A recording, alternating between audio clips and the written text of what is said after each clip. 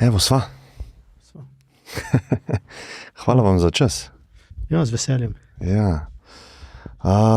Knjigo ste napisal že nekaj časa nazaj. Ja, že kar več kot leto dni. Aha.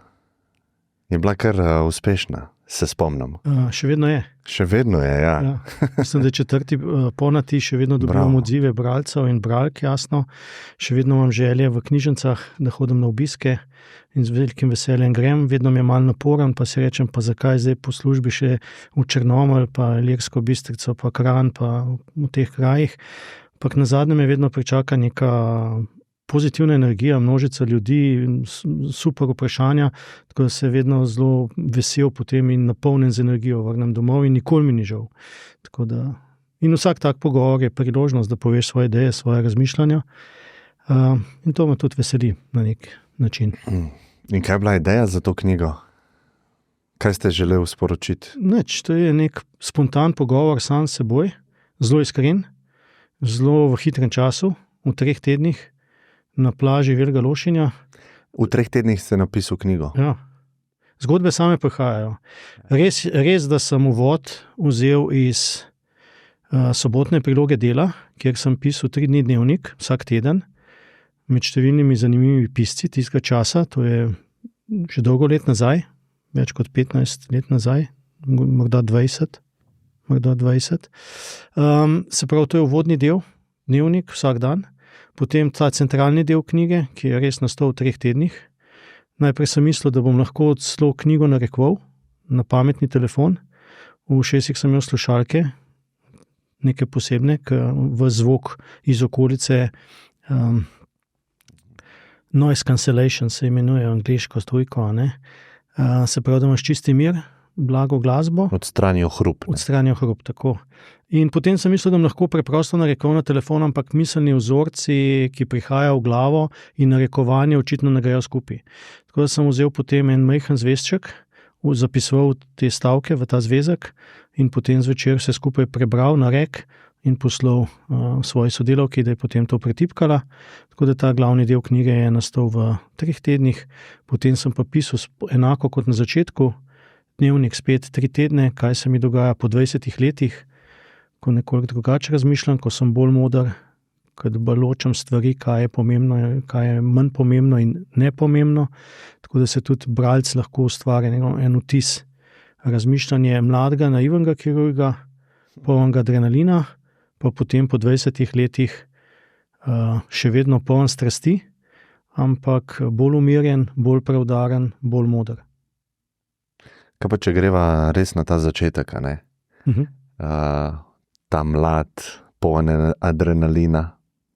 Poln adrenalina sem še zdaj. Vsak kirurg je poln adrenalina, ko vstopi v operacijsko dvorano ali pa celo že prej, ko razmišlja, kaj sploh narediti, kako zarezati. To so pač določeni koraki, so lahko nepovratni in narediš lahko srečo in uspeh in pomagaš pacientu ali obratno, z napačnimi rezi narediš napačne stvari, ki so trajno zapisane na telesu. Zato je potrebno veliko razmišljanja že pred posegom in zato se adrenalin sprošča že lahko neprespane noči, že teden dni preden greš v operacijsko dvorano za kakšno pomembno stvar. Kakšen je bil ta Uroš, mlad? Zakaj se je odločil iti na to pot? Vedno me je zanimala narava, imel sem 2 opciji, naredil sem sprejemne izpite na veterini, potem sem naredil sprejemne izpite še na medicini in se na koncu odločil za medicino. Vedno so me zanimale narava, živali, ljudje, odnosi. Potem sem imel veliko srečo, da sem že v 2. letniku medicinskega študija, ki je na začetku malo suhoparen, zbiranje številnih podatkov, ki ne veš, kdaj ti prav pridejo, čeprav kasneje ugotoviš, da ti pridejo prav, ampak vse na začetku je veliko učenja različnih enačb kemijskih reakcij, kar mene ne privlači najbolj. Mene privlači delo z ljudmi in odnosi in kirurgija, kot rečeno. Zato sem poskusil na travmatološkem oddelku, najprej šel na obisk istočasno tudi na plastično kirurgijo, kjer sem pa spoznal svojega mentorja, profesor Arneža, s katerim sem se pa potem družil veliko bolj kot z vsemi ostalimi družinskimi člani doma. Imela sem en tak poseben odnos. 2 sodelavcev, spremljal sem ga v operacijski dvorani, spremljal sem ga celo na kongresih, se neposredno učil in se tudi veliko naučil in potem je delo še večji užitek. Vedno te pa spremlja strast pri tem delu, to je osnova. Zdaj, ko mi pade na pamet vprašanje, to je tak spontan pogovor, ni pripravljena, ne? Ampak rekli ste, že nekaj tednov prej ima človek občuti adrenalin pred nekim pomembnim posegom, ne? A imate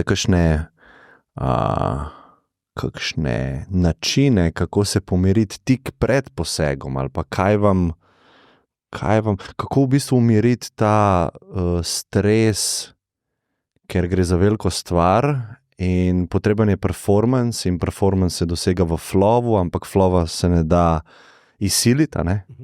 Kakšna je metoda na začetku? Ni posebne metode, ampak dejstvo pa je, ko si nadenem kapo, masko, kirurški plašč in potem na koncu še rokavice, vsa okolica izgine in preprosto 150% fokus, zbranost in realizacija idej.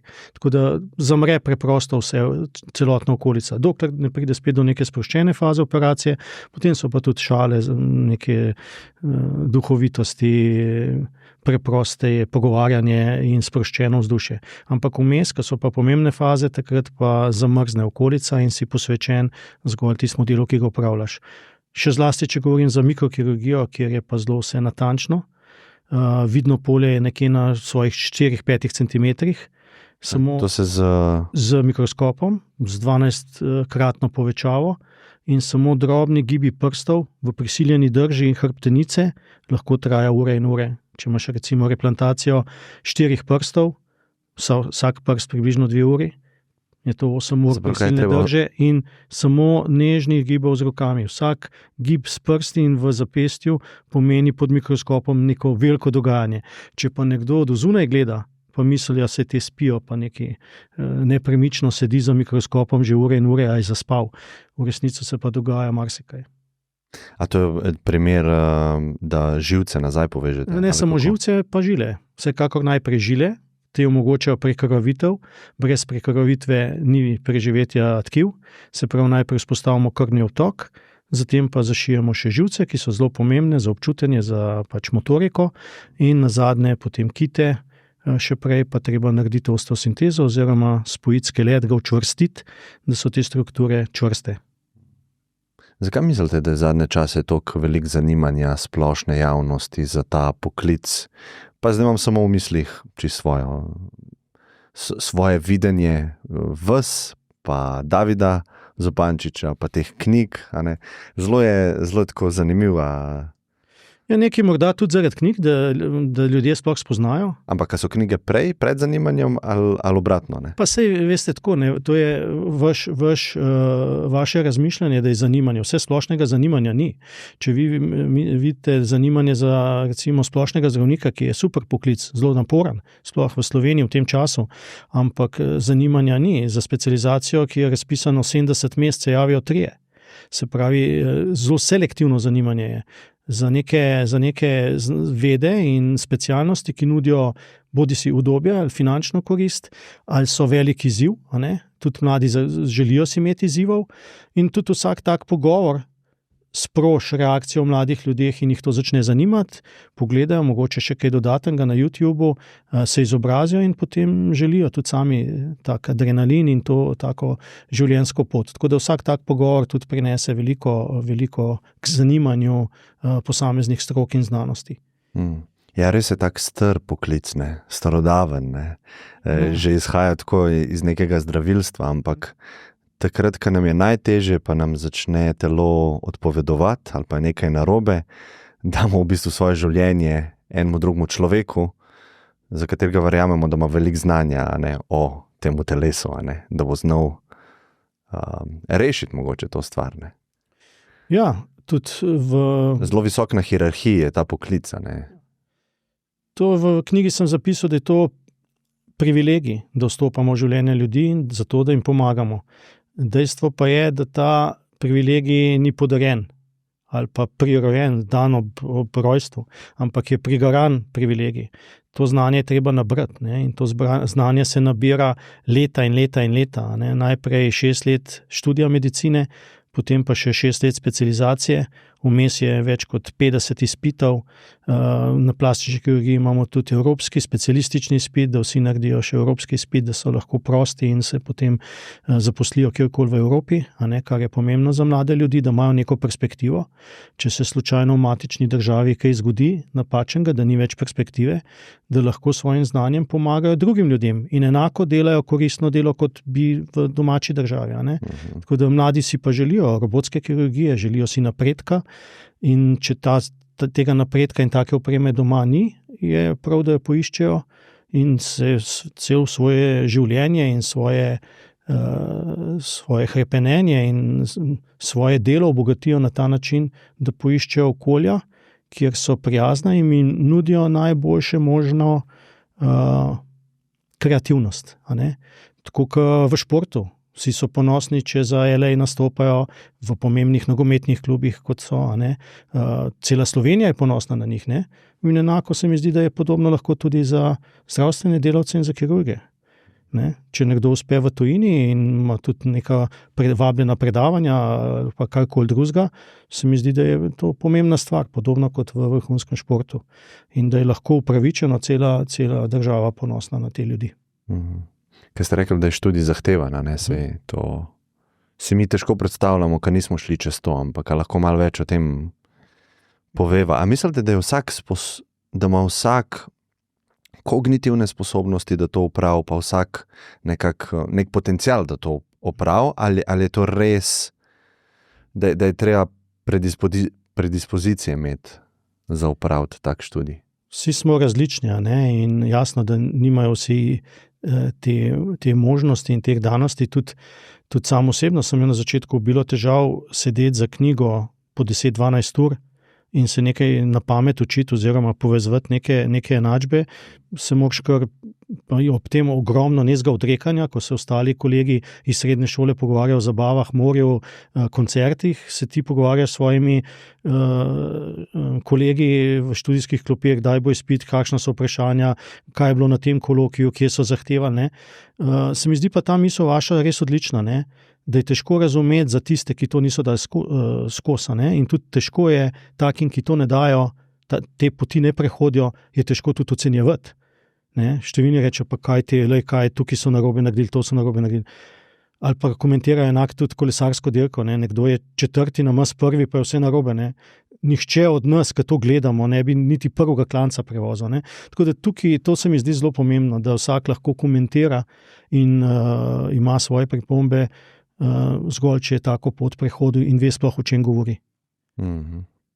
Drugače pa se da tudi z vztrajnostjo, z pridnostjo, z različnimi talenti, tudi medicina je zelo širok pojem, od nekih laboratorijskih znanosti do farmacije, do, če želite, različnih prodaje naprav, lekarniške dejavnosti v določeni fazi, raziskav do kirurškega dela, patologije, zelo, zelo širok spekter. Tako da jaz mislim, da vsak se lahko na koncu najde in ustvari tisto, kar si je zastavil za cilj. Ker tudi spoznaš različne veje kirurgije, vsaka je na svoj način zanimiva. Jaz plastična kirurgija je zame zanimiva zato, ker moj najmlajši pacient je bil novorojenec, ki se je rodil brez dela kože, najstarejša 105 let, uporabljamo najnovejše napredne tehnologije, laserske naprave, mikroskop, roboti vstopajo, delamo na vseh področjih tkiv. Mikrokirurgija nam omogoča prosti prenos tkiv, se pravi, da vzamemo neko mišico, žilo in živcem in jo prenesemo na drug del telesa in novo funkcijo. Tako da je zelo bogata. Nekatere druge, neurokirurgija je vsak gib zelo pomemben, je več tipskih operacij, tako da na vsakem delu se najde nekaj zanimivega. In kot rečeno, tudi družinska medicina sama po sebi, če ne bi bili družinski zdravniki obremenjeni za 70 pregledi na dan, 80 pregledi na dan, vsak dan, je to najbolj zanimiva stvar lahko. se pogovarjaš z ljudmi in jim pomagaš, ampak če jih imaš pa 70-80 na dan, odprte 4 kanale, se pravi do zdravnika, e-zdravje, telefoni, maili, plus fizični obiski, ne, se pravi teh obiskov ni več 80, ampak lahko 150-200, je pa normalno, da tak človek ne zmore nekih empatičnih, dolgih, razumevajočih pogovorov in da lahko vse naredi za zdravnika. Ampak to je pa problem sistema in ne zdravnikov. Če imaš na voljo 2 minute, ljudje ne smejo od tebe pričakovati, da boš čudeže naredil v 2 minutah. Še zlasti, če pride na pregled neka stara oseba z opeklinsko rano, rab 2 minute najprej, da se sleče, da pove, kaj se je zgodilo, kje je še, da ti narediš pregled, ustrezno prevezo, daš ustrezne napotke in ob tem mogoče še daš roko in se nasmejiš. V glavnem časa preprosto zmanjka. Ampak kot rečeno, je to problem sistema. Ampak sej rešitev bi bila, da je več resursov, a ne? Se pravi več kadra, kako do več kadra pridete? Z boljšimi pogoji dela, z boljšim sprejemanjem in odnosom do zdravstvenih delavcev na splošno, ne govorim samo o zdravnikih, govorim o medicinskih sestrah, strežnicah. V končni fazi se oddelki danes zapirajo, ker ni medicinskih sester in strežnic. In so lahko super opremljeni novi oddelki popolnoma zaprti. Se pravi, potrebno se najprej realno usesti, razmisliti, o čem je res problem, se pogovoriti s temi skupinami, ki delujejo tam, ne? To so glavni igralci, brez njih ni tekme, in se potem ustrezno organizirati, ustrezno nagraditi tiste, ki izstopajo in tako naprej. Tako da zgolj zapiranje vrat in vse skupaj, da vse usmeriš v nek zastarel prostor, ki je stalno pod neko prenovo, nameniš 2 minute vsakemu pacientu, tukaj pa jaz ne vidim neke perspektivne in prave poti. Omenili ste plastično kirurgijo, ne? Zakaj se reče tako? Zdaj imam čisto vprašanje v glavi. Oblikovanje tkiv v plastiko si iz grške besede, a ne? Nima nobene zveze z plastiko kot materialom, ampak zdaj se pa jasno povezuje, ker uporabljamo tudi različne materiale, ki so ali silikona ali nenaravne materiale v glavnem. Ampak v resnici plastična kirurgija gre za preoblikovanje, prenos tkiv, oblikovanje tkiv. Glavni razcvet plastične kirurgije je doživela med vojnama, kjer je bilo ogromno poškodovancev, ranjencev in takrat so napredni kirurgi razvili nove tehnike, zlasti z uporabo mikroskopa, ki omogoča drobno šivanje žilja, kot rečeno tudi prost prenos tkiv, in to je dalo neke nove možnosti za ljudi, napredne, ki se jih še danes razvijamo, ampak baza temelji na tem delu, a ne, se pravi mikrokirurgiji. Skratka, zelo zanimiva stroka. A to je, koliko procentualno je estetski namen te kirurgije, pa koliko je res tak zdravstveni? Pri plastični kirurgiji je naše delo vidno očem v obliki skritih brazgotin. In na koncu se vedno ocenjuje po estetiki, ne glede kaj si naredil. In vsaka kirurgija, tudi pri menjavi kolka, bo vsak pacient, ko prišel z operacijske dvorane, bo pogledal na sterno, da vidi, kakšna je brazgotina. In če je brazgotina lepa, bo rekel, dober kirurg, lepo je narejen. Ne glede, kaj je v globini, kaj je s kolčnim sklepom. Tako da estetika in rekonstrukcija praktično se prepletata. Ko jaz delam estetske operacije, zlasti številni tujci me obiščejo po številnih operacijah. V tem primeru združujem tehnike rekonstruktivne kirurgije, ki še kako prav pridejo, in pa tehnike estetske kirurgije. V primeru rekonstrukcije, ko recimo zaradi amputacije dojke zaradi raka naredimo novo dojko, je jasno bistvena estetika. In tukaj pa črpamo znanje in tehnike iz estetske kirurgije. Tako da se vse skupaj zelo lepo prepleta in samo tisti, ki ima izkušnje na vseh področjih, lahko da najboljše rezultate. Zato je tudi velika nevarnost za mlade kirurge, če prehitro pobegnejo, v narekovajih, zgolj v estetske vode. In tam jim potem lahko veliko manjka tega znanja iz rekonstruktivne kirurgije za bolj kompleksne probleme. Za rutinske operacije ga imajo dovolj, za neke bolj kompleksne probleme reševati pa tega znanja potem lahko zmanjka. Ali pa za reševanje zapletov tudi lahko tega znanja zmanjka. Kakšen je bil pa tako najtežji primer, ki se ga spomnite v svoji karieri? Veliko je bilo težkih primerov, veliko je bilo zanimivih primerov, ampak ta najbolj kompleksen primer, se mi zdi, je bila ta rekonstrukcija nosu. Jaz sem pred 3 dnevi ravno bil vabljen predavatelj na Svetovnem kongresu rekonstrukcije in mikrokirurgije v Barceloni in še vedno ena od tem, ki so želeli, da predstavim, je bil tudi ta nos. Napravili smo 3 že take operacije in predstavlja velik izziv in tudi spremljajo kolegi z velikim navdušenjem cel ta postopek. A mi več poveste o tem primeru? Ta primer je že kar star primer, spomnim več kot 5 let star primer, se pravi zaradi rakavega obolenja na nosu, ki se lahko širi na nosno sluznico, je potrebno bilo narediti amputacijo nosu. Pri eni od pacientk tudi obsežno obsevanje, kar je še dodatno poškodovalo vsa tkiva obraza. In potem je treba narediti pač nov nos. Nov nos poznamo različne tehnike.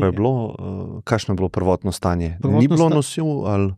Popolna amputacija nosu. Samo ena velika luknja sredi obraza, prekrita z plastično protezo ali epitezo, kot jo imenujemo, ki je pa za bolnike težavna, estetsko na prvi pogled izgleda dobro, ampak ta proteza se lahko odlepi, pade na tla.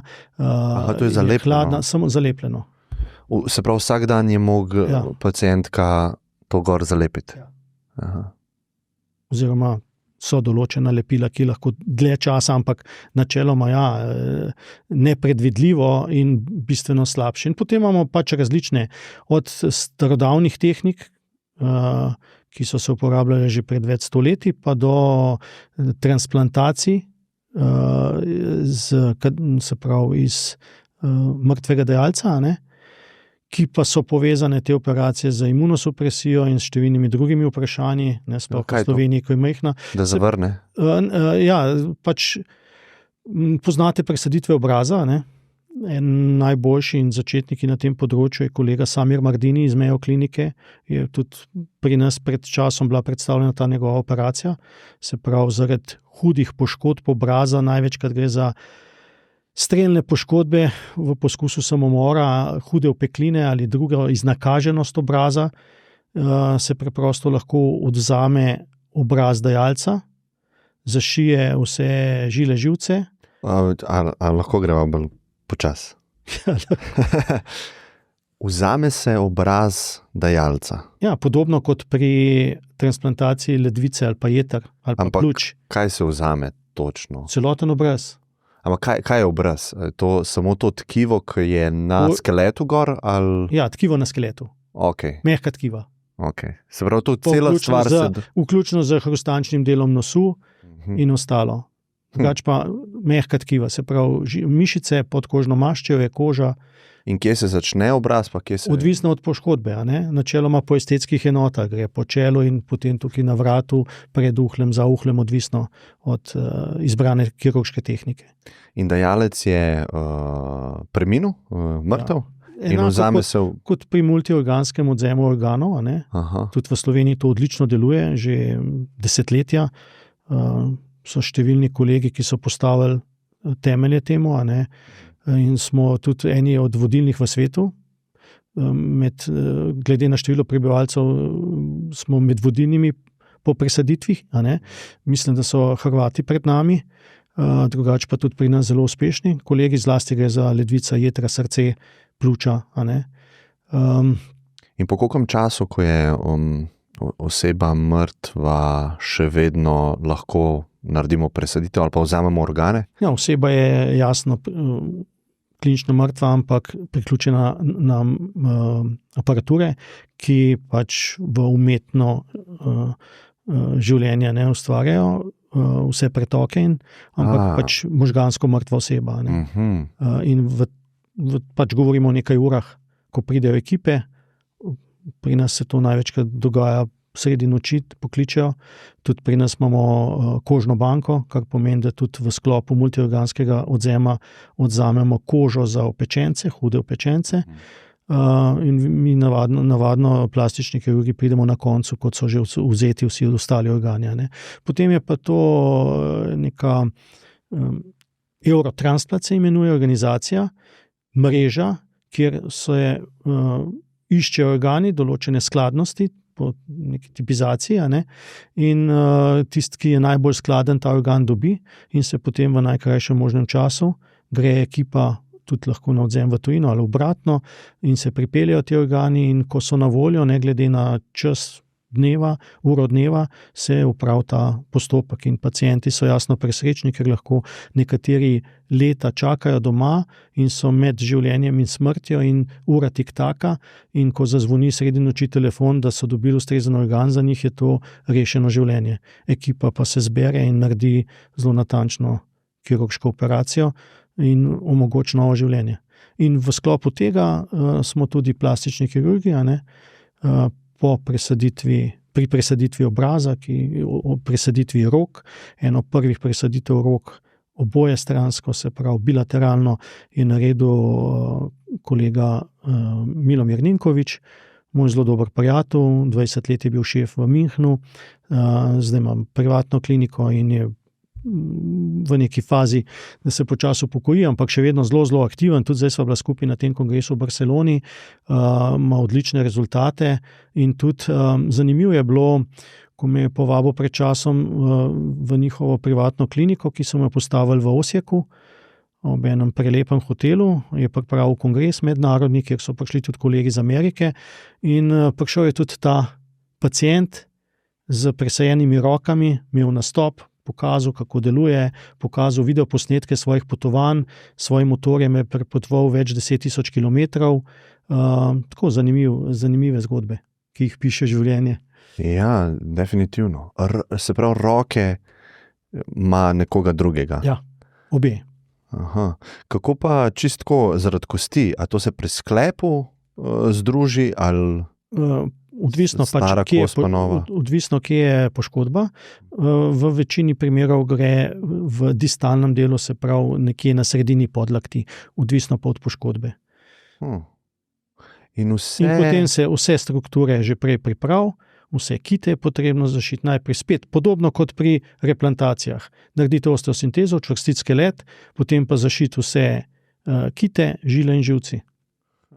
In potem ta roka deluje. Bolniki morajo imeti imunosupresivna sredstva, kar je zelo slabo, ker pomembno vpliva na samo kakovost življenja, na razrast patoloških različnih stanj, od prehladnih obolenj, lahko navaden prehlad hitro pride v pljučnico. Se pravi, imunski sistem moramo oslabiti, da ne zavrne tuje.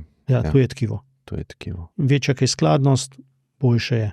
Kako pa se skladnost definira? Na podlagi kaj, krvi? Ali? Ja, na podlagi krvi.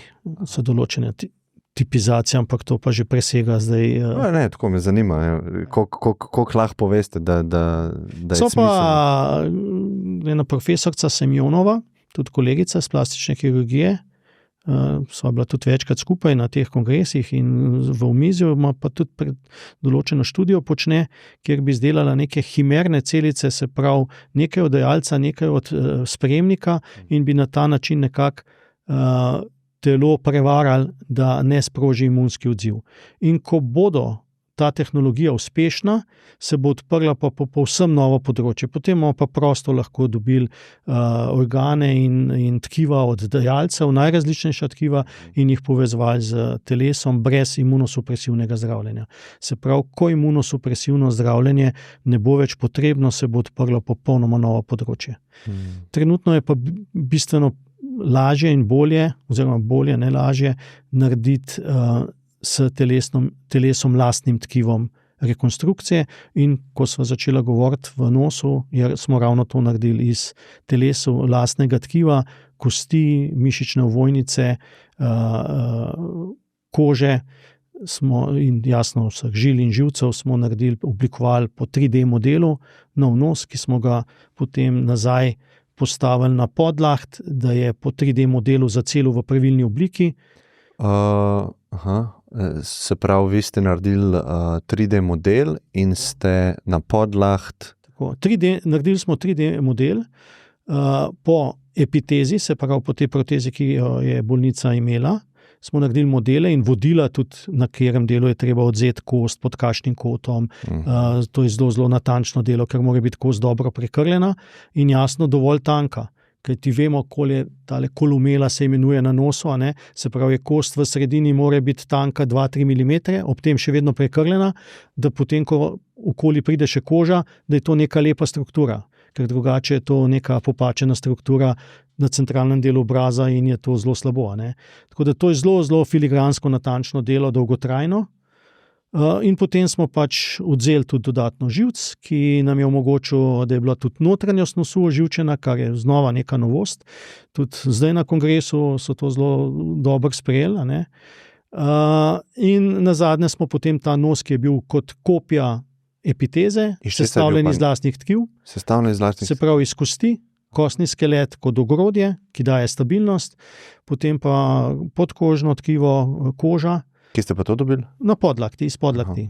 Se pravi, vi ste to kar vzeli, pa oblikovali? V nos, postavili nazaj, da je zacelili, prenesli na obraz in nazadnje ta vrhnji del pokrili pa s kožo iz čela, ki je pa že starodavna metoda. Kje se je celilo dejansko? Na podlakti. Na podlakti. Koliko časa pa? 5 tednov. Se pravi, je nos v bistvu bil tukaj? Ja. Zanimivo. Ja. Ker videl sem neke posnetke, na miših ušesa rastejo. A lahko malo to poveva? To so pa druge, ne? Tukaj je pa, pred časom sem bil tudi vabljen predavatelj v Šanghaju in zelo zanimiv kongres in potem so me peljali še v bolnico, kjer so imeli 23 bioprinterjev, kar pomeni, da so vzeli hrustančno tkivo iz enega dela telesa, zuhla recimo, ga razmnožili celice v laboratoriju in potem te celice naprintali v oblikovano strukturo, kar je fenomenalno. Ne? Kar je glaven problem je, da ta struktura potem ni prekrljena in jo je potrebno še vedno zaviti v neko ovojnico na telesu, ki daje prekrvavitev in potem skupaj z žilo prenesti na drug del telesa. Aha. Ampak vseeno je to zelo, zelo napredna tehnologija in odpira tudi številna nova področja. Kaj pa recimo? Vse te nadomestne dele, če v narekovajih rečem, se lahko naredijo v laboratoriju in potem za 3D tiskalnikom sprintajo in imamo točno te oblike, ki jih potrebujemo. Brez škode na dajalskem mestu. Ker tukaj, ko vzamemo na enem delu telesa, vseeno povzročimo neko nefunkcionalno okvaro, ampak vsaj neko brazgotino, ki je do neke mere moteča. Če pa ti vzameš samo 3 mm tkiva in potem namnožiš celice in jih potem s 3D tiskalnikom natisneš, pa ni nobene škode. Ampak kot rečeno, je še vedno omejitev prekrvavitev. Kakšno imate pa pogled na estetsko kirurgijo, ne zaradi zdravstvenih razlogov, ampak zelo pozitivno. Estetskih? To lahko malo pokomentirava. Saj to vsi čutimo, da to področje se razvija, tudi več, kakšni posegi niso več toliko tabu in se gre v nekaterih aspektih v ekstreme. Stranpoti. Ja, to imenujem jaz celo poglavje v knjigi Kirurgi psihopati, ker tisti, ki izvede kirurški poseg, ne more biti v prvi vrsti svetovalec in vedno pomisliti, kaj bi naredil sebi in svojim domačim. In če ne bi naredil nekaj svojim domačim in sebi, ne narediš tudi pacientu. In zavrneš pacienta in točno poveš, zakaj. In nekateri pacienti so zato zelo hvaležni. Ne? So pa določeni kot posod v drugih poklicih, posamezniki z nizko moralno-etičnimi načeli in pač naredijo, tekmujejo po načelu hitreje, večje, višje, ne vem kaj, ustvarjajo iz ljudi neke čudne podobe, ki so pa, in potem se vsi zgražamo z teh ljudi, ki so objavljeni na medmrežju z prekomerno povečanimi ustnicami, z ogradnami nekih rogov na čelu, vse sorta počnejo, tudi nek body art, če pogledate, izrezujejo skalpeli, kožo in oblikujejo brazgotine in delajo iz telesa umetniška dela. To je zame pač bolano. Te ljudje potrebujejo psihoterapijo in to strokovno psihoterapijo. Ne, da psihoterapijo nudi nekdo, ki ima 2-dnevni tečaj. Tudi to je zanimiva tema v zadnjem času pri nas.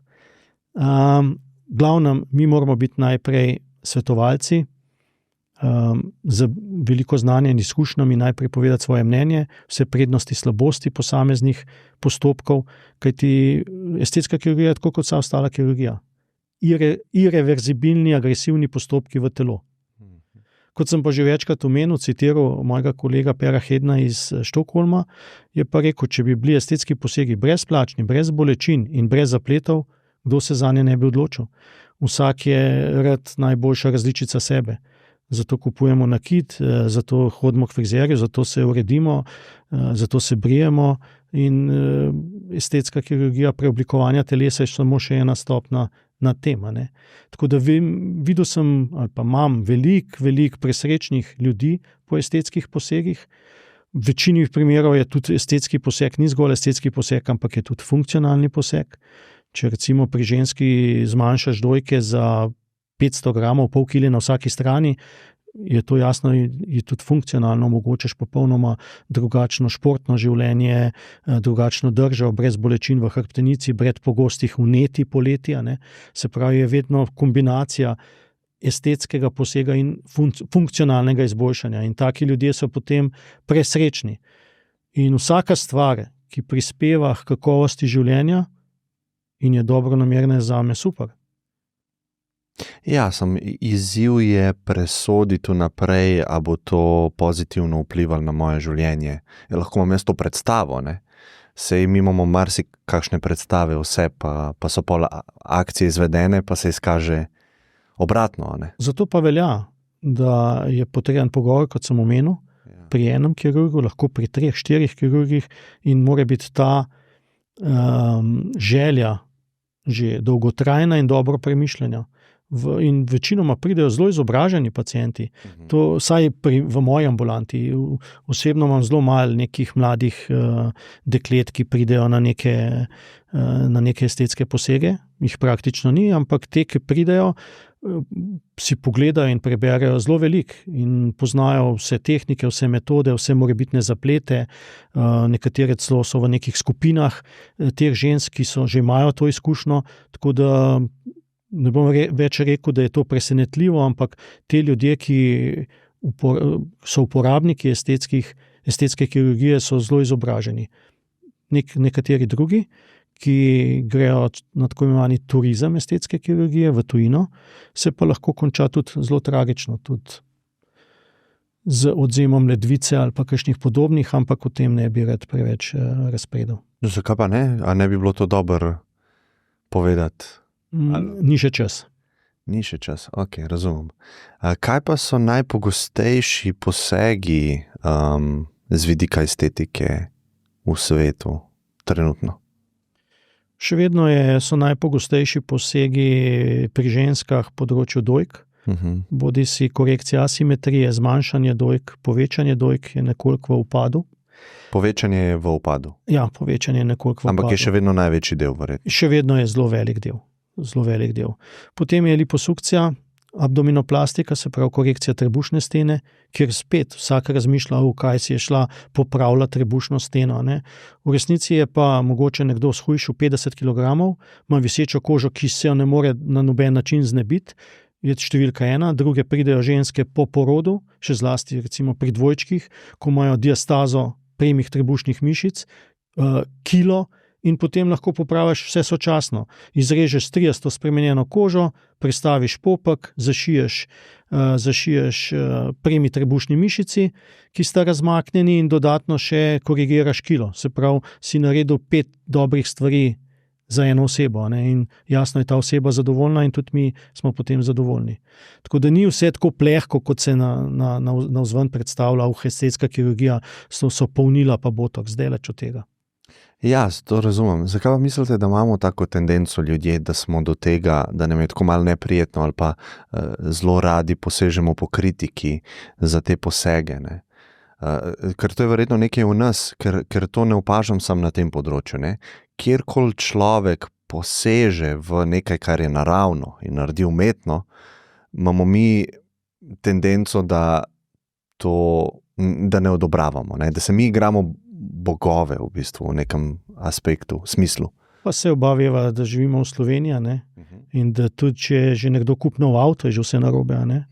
Da je tukaj zavist, je ena beseda. Naravno umetno je ta neka taka, se mi zdi, da psihološka stvar v nas ljudeh. Sam ne vem, kaj mislite pod naravno, pa kaj mislite pod umetno. Kaj je umetno? Ja, jaz mislim, da je vse naravno. Ampak... Preoblikovano naravno v še lepšo obliko, v še boljša telesna skladnost. To je zame estetska kirurgija, ne umetno. Ja, se uporabljajo umetni materiali, zato pravim, tudi čakam sam osebno, da bo, recimo, če že govorijo o povečanju dojk, da bomo dobili nove materiale, bolj naravne materiale, da ne bo več silikonska obdobje 60 let, mislim, da je počasi čas, da ga zamenjajo drugi materiali, glede na sodobno znanje in tehnološke možnosti. Je pa dejstvo, da pogovarjal sem se ravno tudi na tem kongresu o tem, ampak te postopki so zelo počasni. Vsa ta birokracija, preden ti začneš z določenimi spremembami, traja 10 let, da potem lahko to do tega pride. Ampak če ne bomo začeli zdaj, se pravi, smo spet zamudili naslednjih 10 let. Tako da tukaj sem jaz zelo na tem, da spodbujam in dajem pripombe industriji, da je čas za določene spremembe tudi na njihovi strani. Da ne smejo stalno biti v tej coni udobja, ampak razvijati neke nove telesu bolj prikladne materiale. Mogoče, če malo bolj razvijem ta svoj občutek, ker ne vem, če sva se čisto razumela, ker sem rekel umetno pa naravno. Se mi zdi, da imamo odvečne kilograme in človek, nek povprečen človek bi rekel, naravna pot je, da zmanjšamo vnos kalorij, pa zvišamo aktivnost telesno in po naravni poti zmanjšamo količino maščobe, recimo v tkivih, Umeten način ali pa, lahko bi celo rekel, bližnica, je pa, da to uredimo s kirurgijo. Te bližnice ni. Tudi če ste kaj pogledali, eno od mojih knjig Supermarket lepote ravno o tem, je celo poglavje o tem, da je treba za ustrezno prehrano in za ustrezno športno vadbo vplivati na svoje telo, ga na ta način preoblikovati. Ampak kot rečeno, če nekdo uspe shujšati 50, 110, 130 kg, se pa spremeni telo do take mere, da edino kirurška tehnika pomaga. Drugače pa, kdor si misli, da lahko z liposukcijo nadomestimo zdravo prehrano in telesno vadbo, se moti, ker se pač to preprosto ne da, ker pri prevelikem vnosu in premajhni telesni vadbi pride do zamaščenosti tudi trebušnih organov, trebušna stena se popolnoma postane ohlapna in to z preprosto liposukcijo pod odstranjevanjem podkožnega maščevja ne moramo korigirati, ampak je potrebno narediti še marsikaj drugega. Tako da tukaj teh bližnic praktično, te bližnice ne obstajajo. Mogoče jo kdo ponuja v marketinške namene zato, da dobi stranke, ampak v resnici to ne obstaja. In tudi potem, ko naredimo kirurški poseg, je potrebno vse enako, ustrezna telesna vadba in ustrezna prehrana, ker ti drugače se rezultati lahko ponovno pokvarjajo in potem je bil to delo, ki smo ga opravili, Sizifovo delo. Kako ste rekli, da je ta knjiga? Supermarket lepote. Všeč mi je naslov, nisem poznal, a mi lahko več poveste o tezah znotraj nje? Tukaj sem zlasti mlade ljudi opozarjal na vse pasti, na vse jumbo plakate, ki jih spremljajo, upisanje, zakaj ne bi nikoli v življenju naredil brazilske zadnjice svoji ženi in zakaj nikoli nisem te operacije tudi izvedel. In se številne druga moja razmišljanja o estetski kirurgiji so v tej knjigi. Kolegi so mi rekli na prvo žogo, da sem se v koleno strelil, ker govorim sam proti sebi, ampak se mi zdi, da je taka iskrena razmišljanja dobronamerna za ljudi, niso strel v koleno, ampak ravno obratno. Dobiš veliko več strank na tak način, ki ti potem zaupajo, ker vejo, da govoriš resnico, da si usmerjen v prave stvari. Ja, pred časom sem bral knjigo Jonathan Haidta, kjer je v bistvu opredelil eno statistiko glede depresije pri mladih puncah in da se je trend obrnil precej navzgor, glih s pojavom družbenih omrežij pa pametnih telefonov in da v bistvu v tej ključni dobi, ko se začne puberteta, da so dekleta bolj na udaru zaradi teh tehnologij kot fantje. V bistvu vse to, kar ste rekli, trendi, lepote, vrednote okoli tega, ne? Pričakovanja, kako je dobro zgledati. Ne? Pa me zanima vaše malo razmišljanje okoli tega. Mladih, Instagram, filtriranje vsega. Ne? Ja, tukaj bi pričakoval od voditeljev političnih vseh držav, da so bolj razumni, da se bolj povežejo s stroko in da omogočijo mladim bistveno boljše pogoje življenja, da jih usmerijo na pravo pot, tako so pa prepuščeni pametnim telefonom in algoritmom multinacionalk, ki želijo imeti čim bolj neumne potrošnike in volilce. Tudi tukaj pomembno vlogo igra zdaj umetna inteligenca, ki je zame tudi neke vrste največja kraja, ne? Intelektualne lastnine. Se pravi, to, kar je nekdo izumil, se preprosto prenese v njihove algoritme, za katere pa zaračunavajo ali preko reklam ali pa direktno. Ne plačajo pa ali pa niti ne citirajo nikogar, iz kje so ti viri, o katerih oni govorijo in sestavljajo zgodbe. Skratka, kot sem že večkrat omenil in napisal, ko na koncu doma pogledate pametni telefon svojega otroka iz osnovne šole, ugotovite, da je na pametnem telefonu 6, 7, 8 ur, v vaši družbi, se pravi družbi staršev, pa morda 1 uro, kar pomeni, da multinacionalke vzgajajo in oblikujejo naše otroke in našo prihodnost, kajti naši otroci so naša prihodnost. Tako da tukaj bi bilo potrebno različne, ne bom rekel omejitve, ampak pogovori in usmeritve. Tukaj pa vidite, da so multinacionalke že davno prerasle vse svetovne voditelje in one narekujejo tempo v svetu, kaj se bo dogajalo in kaj ne. Pač politiki neke vrste so kot neke zabavljači, kot klovni, ki nastopajo, imajo svoje obdobje 4-letno in odigrajo svojo vlogo, potem jih pa nikjer več ni. In le redki pustijo sledi. In tudi, kar je glaven problem, ki ga jaz vidim, je, kdo odhaja in zakaj v politiko. Ne? In nekoč sem že davno pogovarjal z enim od naših bivših premijerjev in je rekel, da je imel hudo težavo zbrati ministersko ekipo, da šele 8, ki ga je imel na seznamu, je rekel ja. Kar pomeni, moj zaključek je, da smo takrat igrali, pa danes najbrž enako, z 8 ekipo. Se pravi, kot bi poklical selektor nogometne reprezentance najboljše igralce in 8 bi jih rekel ne, 9 bi rekel ja. Se pravi, igramo z slabo ekipo. In kjer je najpomembnejša ekipa in najpomembnejši selektor vsake države je zame premier in ekipa je pa ministerska ekipa. In če na tem področju imamo slabo ekipo, se nam nič dobrega ne piše, je enako, kot bi igrali, kot rečeno, iz 9. ekipo. Kje bi bili uspešni, mislim, da na nobenem športni panogi, ne v košarki, ne v nogometu. Vse najboljše, kar je, moramo dati za to in takrat lahko pričakujemo dobre rezultate. Če pa se pojavi neka take vrste devalvacija, če lahko temu rečemo, do vstopa v politiko, je pa velik problem, se nam piše in nič dobrega.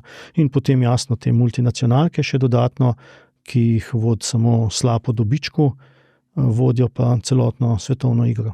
Se pravi, celotno igro sveta vodijo ljudje, ki jih mi ne poznamo in ne vidimo. Ja, razumem. Sej je v bistvu to kar pogost, kako bi rekel, pogled ali pa mnenje o svetu, v katerem živimo. Ne? Jaz mogoče nisem toliko na tej strani, jaz vseeno mislim, recimo, tukaj sem imela par deležnikov tukaj, zdaj, ne? Voditelji držav nosijo odgovornost, pogovarjala sva se o otrocih in družbenih omrežjih, korporacije. Ne? Ampak kakšna odgovornost? Je odgovornost za te otroke, tako sem vas razumel. Ne? Ja, ampak naj bi jo. Naj bi jo, ja. Nihče jo ne. Tukaj mi starši so mi malo manjkali, ne? Pa recimo tudi posamezniki na splošno. Ne? Zato, ker se mi zdi, da sploh Slovenci imamo tako tendenco, da zelo radi sebe operemo odgovornosti za svoje življenje, ne? In v bistvu krivimo zunanje dejavnike, ki sigurno imajo tudi odgovornost pa vpliv, velik vpliv. Ne? ampak se mi zdi, da posameznik mora svoje življenje v bistvu vzeti vajeti v svoje roke, a ne, in sprejeti vso odgovornost. Absolutno, ampak če je nekdo zaslepljen s telefonom in rekel ste, starši manjkajo, ja, tudi meni starši manjkajo, tudi starši so na telefonu. Ja. Če pogledate slučajno kjerkoli, če greste v gostilno, pa pogledate, kaj delajo za mizo, Res jih je polno na telefonih in staršev in otroka. Ne? In to je to, kar pravim. Tukaj bi se mogli... hipnoza, ne?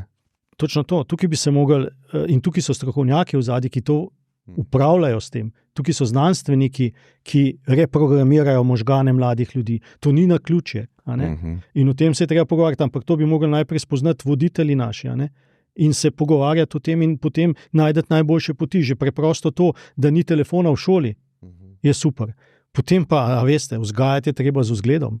Kot sem tudi že večkrat omenil, ne?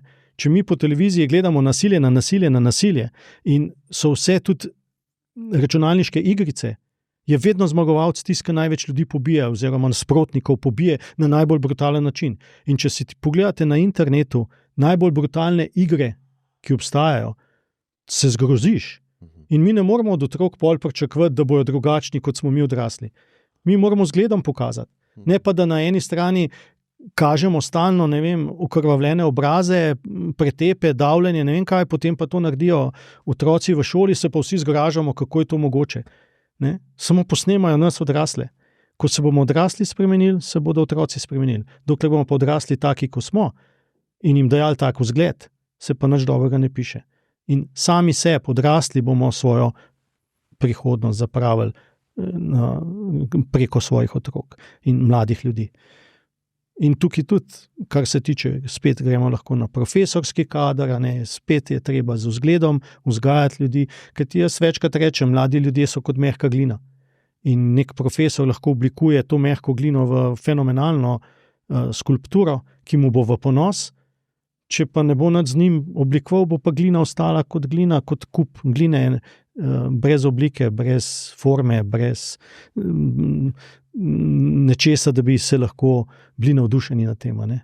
Tako da odrasli so glaven problem, ne otroci. Taka družba ekstremov je, ne? Se pravi, omenili ste te igrce, ne? Ekstrem prevlada, ne? Pa tudi lepotni ekstremi prevladajo. Ne? Ne živimo več v mali vasi, kjer nimamo dostopa do najbolj ekstremnih situacij sveta. Ne? Danes smo pa taka globalna vas in imamo dostop do ekstremov. Ne? Sej jaz tudi rečem doskrat, ne, da novice, dnevnik, ta večerni, zasledim ga, ko grem na obisk babici, a ne, ker ima skozi televizijo prižgano. Ne? In v bistvu to je res skupek 5 najslabših stvari, ki so se danes zgodile na planetu Zemlja. In ti dobiš servirane zvečer pred spanjem. Ne? In je tako ekstrema je. Ne? Ja, ni ene dobre novice. Če je v športu, ostalo pa večinoma so slabe novice. Ampak to je spet del tega reprogramiranja, ne? Ker ti stalno je treba imeti ljudi v strahu. Ne? Zato pa pravim, mogoče prek različnih knjig, prek pogovorov takih in drugačnih lahko spremenimo po majhnih korakih svoje življenje. Ne? In se postavimo v nek tudi, živimo v nekem norem svetu, ampak še vedno se lahko umaknemo v nek mehurček med ljudi, ki jih imamo radi, ki jim zaupamo, ki so dobro namerni in lahko živimo super življenje. Mogoče mal problem zdrava hrana, ki je praktično več ni in je popolnoma drugačna kot 20-30 let nazaj. To preprosto že lahko opaste, če se preselite recimo v neko vas v Sarajevu, pa ti paradižnik narežejo ali pa zelje dajo na mizo, pa spečejo meso ali pa ko nekaj kupaš v veletrgovini za ceno, ne vem, 2,5 € piščanca, se pravi, ko gledaš stroške za pridelavo, čiščenje, pakiranje, prodajo, marketing, ugotoviš, da najverjetneje s tem piščancem nekaj narobe, ne? Ne prepoceni. Ja, jaz ne znam si izračunati, da lahko za 2 € nahraniš, vzgojiš, zakolješ, učistiš, zapakiraš, pripelješ in vse ostalo. prodaš. Mogoče ekonomija obsega je en koncept. Ne? Se pravi, če veliko stvar delaš, pa enako, boš znižal ceno enega kosa. Ne vem pa, če lahko na to. To pa ne, tudi jaz ne vem. Ampak to je en koncept. Ne? En kmet bo zelo težko toliko učinkovit, kot farma piščancev. Ne? Ja, ampak tudi veliko govorimo, kar rečemo zdrava prehrana, sadje in zelenjava. Sadje in zelenjava zdravi? Mogoče 30 let nazaj. Ne? Zdaj pa vemo, da so prehranske vrednosti enega jabolka 20% tega, kar je bilo nekoč. Ne? Vsi so prekrasne barve, enako veliki po evropskih standardih, rdeči z mušico spodaj, s peclom zgoraj, vse zapakirano po pravilih, ampak brez okusa, ne? Kot neke vodene krogle. Se pravi, nimajo te vrednosti več in to noben o tem ne govori, ne analizira, noben ne analizira, kaj se zgodi, če je jabolko 12krat ali pa 48krat špricano, da sploh imamo plota, ne, v teh, kdaj ga utrgaš, kdaj ga poješ, kako je shranjeno več mesecev. Ne. O tem se ne pogovarjam, pa sam govorim, pojedu si jabolko na dan, zdravnik gre stran. To ne velja več, kar že večkrat sem v različnih intervjujih povedal, ampak se mi zdi pomembno vedno znova na to opozarjati, ker drugače gledamo po televiziji vsak dan, bomo zdravo jedli sadje in zelenjavo. Dajmo jo analizirati najprej, katero sadje in zelenjava je še zdravo, na kakšen način, kakšna je prehranska vrednost teh živil danes, tukaj ali pa kje druge. Zato se mi zdi, da je tudi vedno več teh pametnih, modrih ljudi, se ne živi več v velemestih, ampak se odselijo na vasi in živijo super, preprosto, enostavno življenje z zdravo hrano, mirom, kar je na koncu spoznaš, da je to najpomembnejše. Ljudi, ki jih imaš okoli sebe, da zdravo ješ, da lahko mirno zaspiš in spiš, da si telesno aktiven in da se lepo imaš. To je cilj življenja, da to hitenje, stalno hlastanje in izpolnjevanje norm, upoštevanje vedno bolj restriktivnih zakonov na vseh koncih in krajih, je pa nenavadno. Zdaj sem slučajno se peljal iz Barcelone preko Švice in mi je bilo zelo nenavadno, ker sem plastenko odvil zamašek in mi je ostal v roki. Švica je izključen. Švici so očitno izključili ta princip, ki velja v Evropi in ki je bil tako upevan, koliko smo veliko naredili za ta planet. Ja, to je kar absurd. Sočasno pa... Kakšno imate pa mnenje glede prihodnosti, kam gremo kot človeštvo? Ne? A se vam zdi, da bomo to uspeli obrniti, te vse skrbi, ki jih imate glede našega sveta? Pa ste optimističen ali mislite, da to je najverjetneje, da gremo v... Ne, glede na kakovost svetovnih voditeljev, mislim, da se nam ne piše nič dobrega. In ta trend obrniti se mi zdi pa nemogoče. Tako da jaz kot kirurg sem realist. Realist pa optimist. Ampak ta optimizem mora temeljiti na nečem. Ne moram nekomu obljubljati ne vem kaj, če realno vem, da ni osnove za to.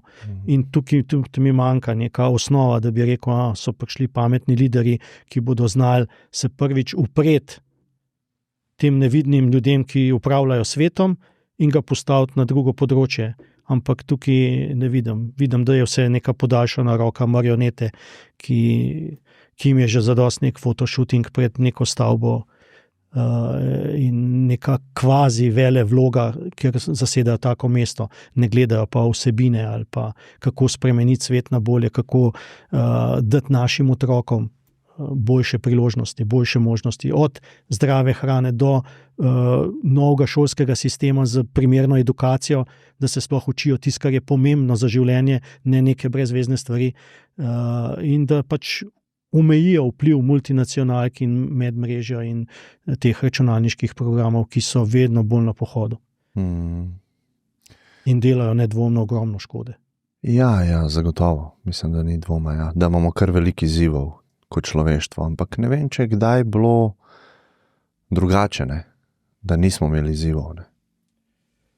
Ja, izzivi so vedno bili, tudi različne vojne so bile in nasprotja in vse skupaj, ampak tako, če gledaš nazaj, se mi zdi, da je tega zdravega razuma vedno manj in tega me je straha. Ne? In tudi, recimo, jaz osebno še vem, kaj je okus dobrega paradižnika ali pa jabolka, ker sem to nekoč doživel. Te mlade generacije pa sploh ne vejo, kaj je normalno jabolko. Kakšen je okus jabolka izpred 30 letih, jagod, ne vejo. In potem se pravi, če to ne veš, tudi ne veš, kaj je tvoj cilj, kaj si želiš doseči, ampak je to vedno slabše in sploh ne veš, kaj je tisto, kaj je nekoč bilo in kaj je prava vrednost. Tega se bojim, da mladi ljudje nimajo pravih ciljev ali pa vedenja, katere stvari so najbolj pomembne. Sprav vrednote. Vrednote, medosebni odnosi, o katerih smo nekoč govorili veliko, danes pa praktično takih osebnih kontaktov sploh ni več. Izbira partnerja 1 na 1 nekje v parku, ne vem, kdaj se je zgodila, ampak ti partnerja pravega, s katerim bi živel celo življenje, prepoznaš v najrazličnejših situacijah. Se pravi, pri nas na medicini ga spoznaš, ne vem, sred noči, ko je pred tabo neka kritična situacija in vidiš, kako se obnaša, kakšne so njegove reakcije, kako se nekdo obnaša do nižjega po rangu, do višjega po rangu, kako se nasmeji, kakšna je govorica telesa. Na osnovi tega dobiš neko zanimanje za nekoga, s katerim bi preživel celo življenje. Danes so pa prek aplikacij, kaj pa pokažeš na aplikaciji, samo neke najboljše stvari v Photoshopu.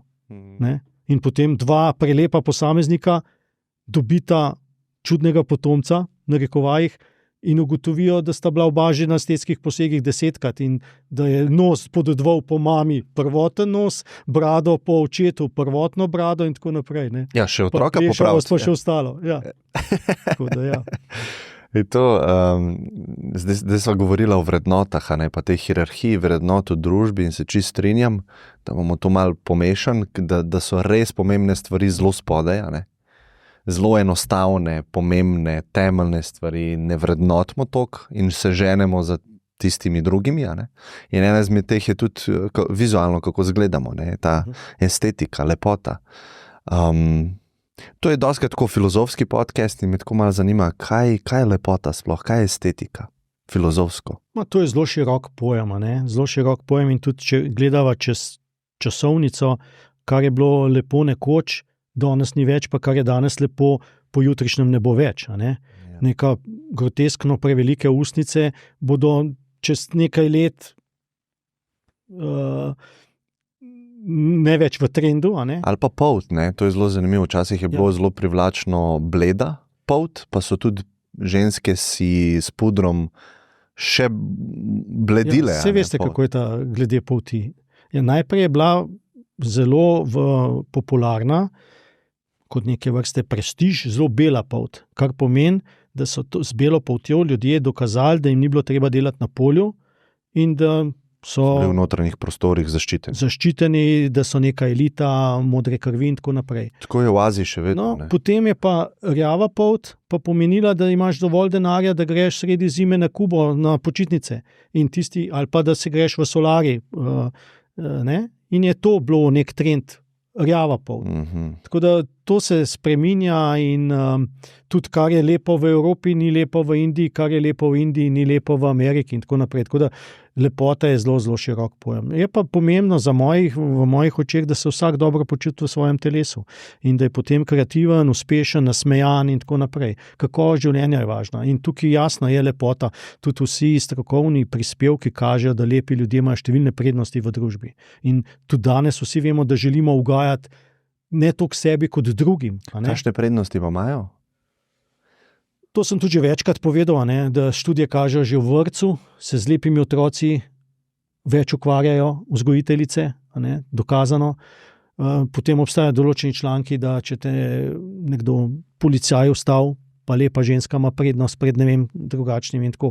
To so pač neke znanstveni dokazi v resnih revijah objavljanja. In tudi že sama oba veva, da če nekako prideš počiti z morja, po počitnicah, brez nekih podočnjakov, se sam boljš počutiš, in tudi ostali te drugače gledajo, si danes sproščen, si dobro izgledaš. Aha, na drugo vpliva, ker ti se počutiš bolje, zato še boljše izpadaš In ja, oboje je. Ja, če si pa, tudi misel Pera Hedna, mi ne smemo soditi o ljudeh, ki se odločajo za estetske posege. Je rekel, zamisel si, da greš v službo vsak dan in ti dajo tirolski klobuk z perjem na glavo. V polnem avtobusu se voziš. Je rekel, vedno bi ti bilo nelagodno in sam čakal bi, kako bi lahko ta klobuk, ki ga vsi gledajo, pospravil. Je rekel, odvisno od osebnosti. Odvisno od osebnosti. Ta mora biti zelo samozavesten. Ja. In uspešen na drugih področjih. Je rekel, in podobno je nekdo, ki ima štrleče uhle ali pa kljukas nos. Se enako počuti, kot da ima ta klobuk. In kaj je najbolj enostavno, da gre na kirurški poseg in se doseže telesna skladnost. Dejstvo pa je, in jaz večkrat rečem, v mojih očeh je lepota samo dodana vrednost. Ko mi dočakamo olimpijske zmagovalce na trgih, kjer se zbere 40,000 ljudi, se nihče ne pogovarja, kakšne ima uhleta ali nos, ali mu kaj štrli, ampak je preprosto uspešen človek, olimpijski zmagovalec. Tako da vedno je treba usmeriti te vse notranje resurse, da smo nekako v življenju uspešni, izpopolnjeni in lepota je kot neke vrste dodana vrednost. Ne moreš pa nadoknaditi vse, razen redkih posameznic, ki dobijo bogate nogometaše, da za lepoto nadoknadaš vse ostalo. Pa tudi tukaj jaz mislim, da ni najboljš dolgoročno biti v nekem podrejenem položaju in biti v takem odnosu. Zame je smiselno enakopraven odnos, kjer vsak podobno prispeva, vsak na svoj način, ampak ne pa zgolj preko lepote.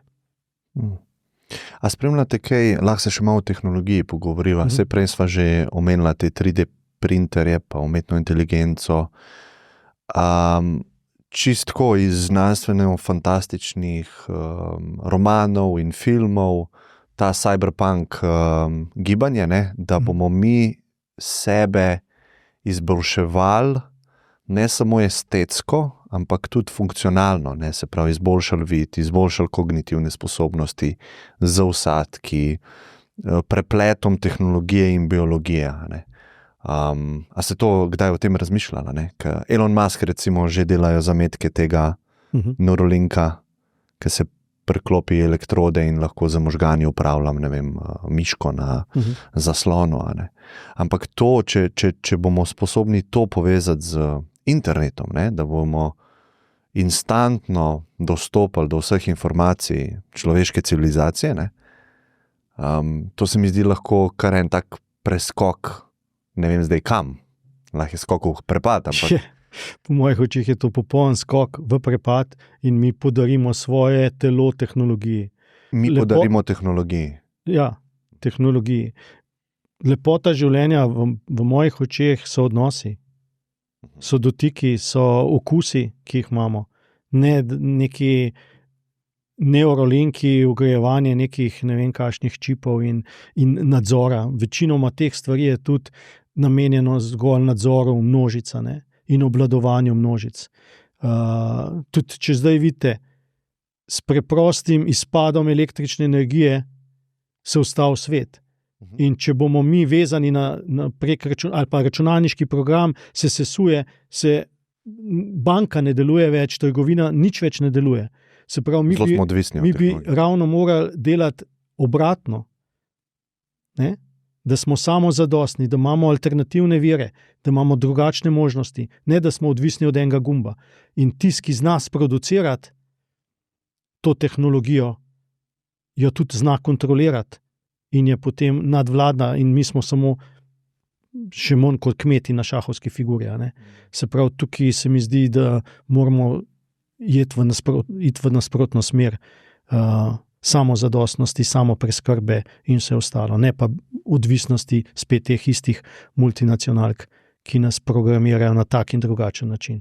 Je pa veliko, se govori v tako imenovani dolgoživosti, longevity, nesmrtnosti, kako izboljšati telesne performance na starejša starostna obdobja.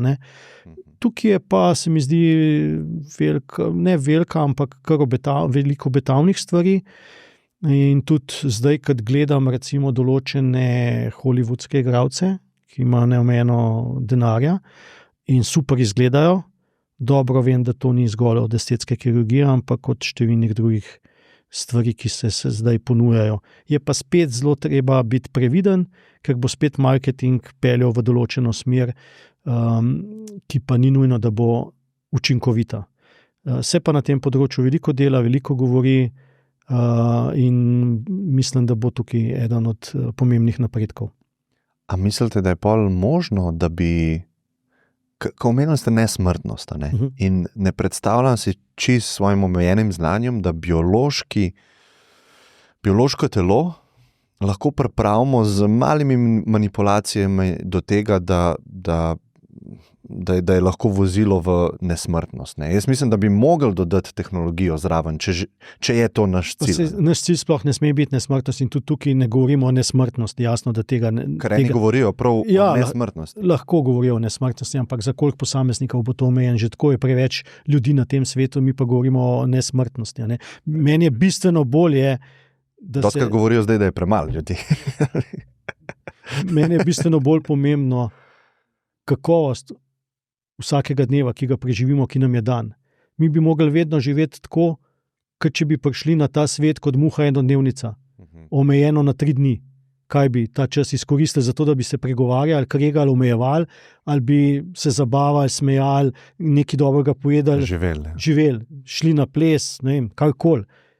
Tako bi mogli živeti, ne? Kot je v odličnem filmu Bjelogrliča Toma, ne? Rekel, ni je bitno, koliko razvučeš naš život, nego je bitno, koliko života staviš v vsaki dan. Se pravi, vsak dan, koliko življenja ima vsak tvoj dan. In jaz osebno tudi živim tako, da je vsak dan čim bolj izpopolnjen. Zvečer, ko grem spat, sem zadovoljen, ker sem doživel že najrazličnejše stvari. Se srečal s tem na tem delu sveta, vmes napisal to, razmišljal o tem, naredil program za to, šel operacijsko, spet nekaj dobrega naredil, pomagal temu drugemu. Tako moš si izpolniti svoj čas in svoj dan in potem rečeš, da je življenje lepo in vredno. Vse ostalo, da si nek poskusni zajec v sklopu niti ne študija, ampak kar vodenja teh multinacionalk, ki se zmišljujejo vsak dan nek napredek po njihovem vzoru, se mi zdi pa, da je strel v prazno in zapravljen čas. Ja, se strinjam. Ja, bi vam kar verjel, no, da živite polno izpopolnjeno življenje, ne? Toliko ste aktiven. Trudem se in pač meni je to zanimivo, mi je fajn, več kot je teh dogodkov dneva, ki si jih potem lahko zapišeš v neke lepe spomine, bolj kakovostno življenje imaš. In tudi osebno, kot sem v knjigi napisal, lahko se zgodi, da nekdo v 20 letih doživi toliko kot nekdo v 120. Ampak vsi smo nekje svoje sreče kovač, lahko rečemo, nek slovenski pregovor uporabam, in vsi imamo možnost življenje zapeljati v katerokoli smer. Ja, pa jasno, da zato je potrebno veliko truda, veliko idej, tudi na določeni poti veliko odrekanja in da dobiš potem priložnosti in možnosti. Tudi, ko recimo doma otroci so rekli, pa sej zakaj je šola sploh pomembna, pa zakaj so dobre ocene pomembne. Ne?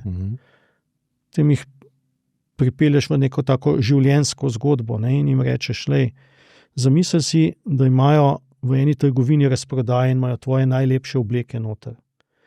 In potem je pa tak sistem tako narejen, da prvo vstopajo samo tisti, ki imajo najboljše ocene, recimo, ki so največ dali. Ne? In imajo vse barve na voljo, vse številke, potem pridejo tisti malo manj uspešni, imajo že nekaj manj barv, manj številk, na zadnje pridejo pa, ki ostane samo še 2-3 kosi, ki ti niti niso prav. Se pravi, trud je potreben, da samo zato, da ti da več možnosti, da se lahko samostojno odločaš. In zame tudi, kdo je uspešen človek, je tisti, ki o večini svojega časa odloča sam. Ne njegov šef, ne njegov partner, ne njegov otroci v končni fazi, ampak sam. Je pa pot do dosege tega cilja je pa dolga, lahko naporna in tudi redko jo sploh dosežemo. Kaj bi pa mladim sporočil? Pa lahko so tudi mladi, ki medicinsko pot začenjajo, ne? Kaj bi sporočil, da je zelo pomembno vedeti? Ena izmed teh že, da si sam reklamo malo naredim, da preberejo knjigo Skalpel in bojo videli veliko stvari, veliko drobnih modrosti, tudi mojih lastnih napak, iz katerih se največ naučimo. Morajo biti vztrajni, morajo videti, kaj so cilji in se ne zadovoljiti z prvim videnim ciljem ali pa uspešno potjo, ampak pogledati v svet, kaj delajo najboljši centri v svetu. Morajo biti vztrajni, morajo jih spremljati strast do dela, to je glavno vodilo, brez veselja do dela, strasti, to ni veselje, se pravi, da poklic ni poklic, ampak je neke vrste poslanstvo, zabava, hobi, vse obenem, ne? In potem bojo lahko uspešni. Istočasno pa, glede na sedanji svet, morajo biti uporniki in se ne zadovoljiti z prvimi, ne glede na to, kot se tudi že večkrat ponavljam, da v Sloveniji vzgajamo z različnimi reki, kdor visoko leta nizko pade, skromnost je lepa čednost, kdor molči 10 odgovori in tako naprej. Se pravi, stalno neko omejevanje, bodi skromen na tleh, ne sprašuj, bodi v kotu in ne. Odprt se morajo, vedeti, da je življenje ena sama velika priložnost, ki jo je potrebno izkoristiti na tak ali drugačen način. Tako da ciljati morajo, kot učijo Američani, ciljati morajo luno, da ostanejo med zvezdami. In to se mi zdi, da je pomembno za mlade. In tudi, da najdejo neke prave učitelje, prave mentore, ki jih bojo vzgajali z zgledom, z dejanji, ne zgolj z nekimi restrikcijami, težkimi izpiti in nemogočimi vprašanji. Ja, Uroš, jaz bi se vam rad zahvalil, ker ste vzeli en delček svojega dneva, s katerim razpolagate sami, kot ste rekel, ampak ste se odločili, da prijete sem z mano malo govoriti. Mene je bilo veselje in hvala vam. Enako in tudi hvala za priložnost. Vzel sem kot priložnost. Hvala vam. Čau.